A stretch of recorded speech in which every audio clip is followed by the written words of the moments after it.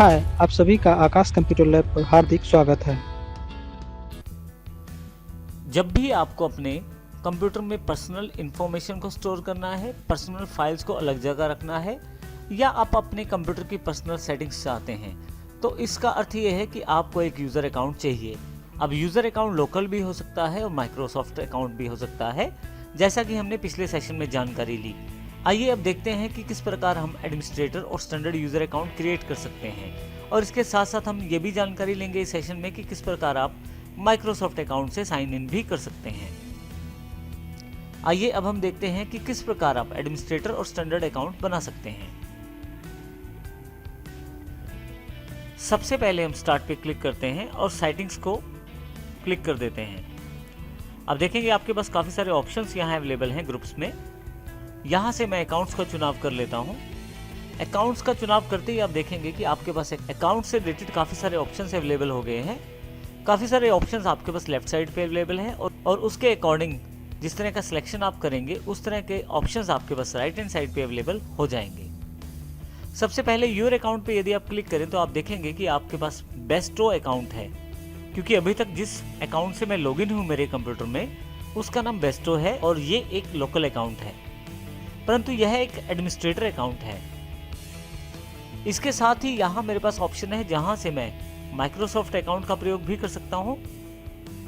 इसी तरह से यदि इसको मैं मिनिमाइज कर दूं अभी और स्टार्ट पे क्लिक करूं तो आप देखेंगे यहाँ पे ऊपर की तरफ बेस्टो दिया गया है, जिसके बारे में अभी तक हमने कोई भी बात नहीं की है। बेस्टो असल में मेरे यूजर नेम का नाम है जिसके साथ मैंने इस कंप्यूटर में लॉगिन किया हुआ है। फिर से वापस सेटिंग्स में चलते हैं। आइए देखते हैं कि हम अपना अकाउंट किस तरह से बना सकते हैं। यदि हम नया अकाउंट बनाना चाहते हैं तो किस तरह से बना सकते हैं। आइए अब हम देखते हैं कि किस प्रकार हम नया अकाउंट बना सकते हैं। नया अकाउंट बनाने के लिए आपको फैमिली एंड अदर यूजर्स पे जाना है और यहाँ पे आपके पास दो ऑप्शन हैं।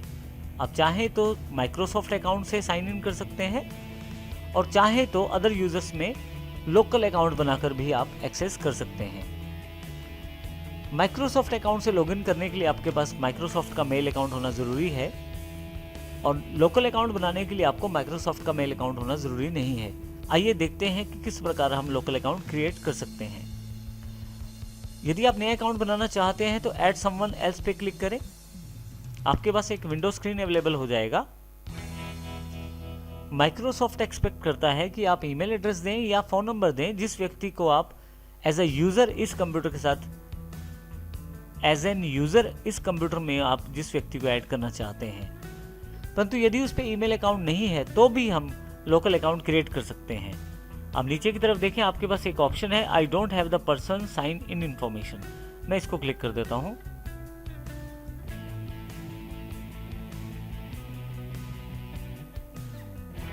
जैसे ही मैं क्लिक करता हूं मेरे पास एक छोटा सा फॉर्म अवेलेबल हो जाता है जिसमें मुझे यूज़र की जानकारी देनी है जिसके साथ मैं अपना अकाउंट बना सकता हूं।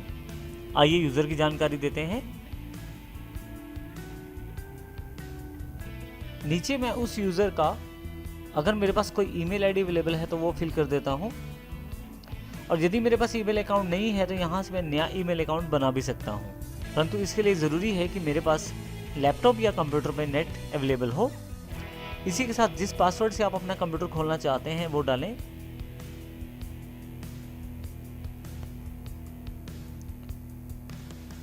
कंट्री बताएं।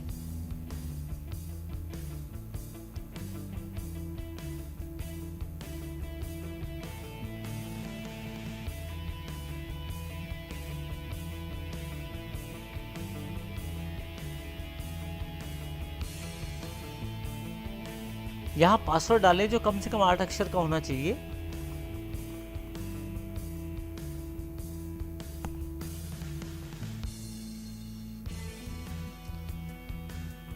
इसके पश्चात हम यहाँ से लिस्ट ऑफ कंट्रीज में कंट्री चूज करें और नेक्स्ट पे क्लिक कर दें।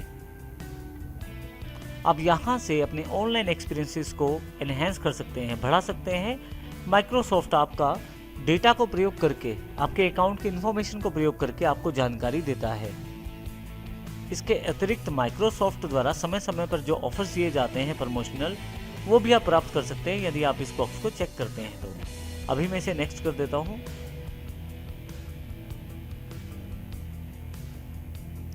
जैसे ही मैं नेक्स्ट करता हूँ मेरे पास यहाँ पे अकाउंट एक अवेलेबल हो गया है।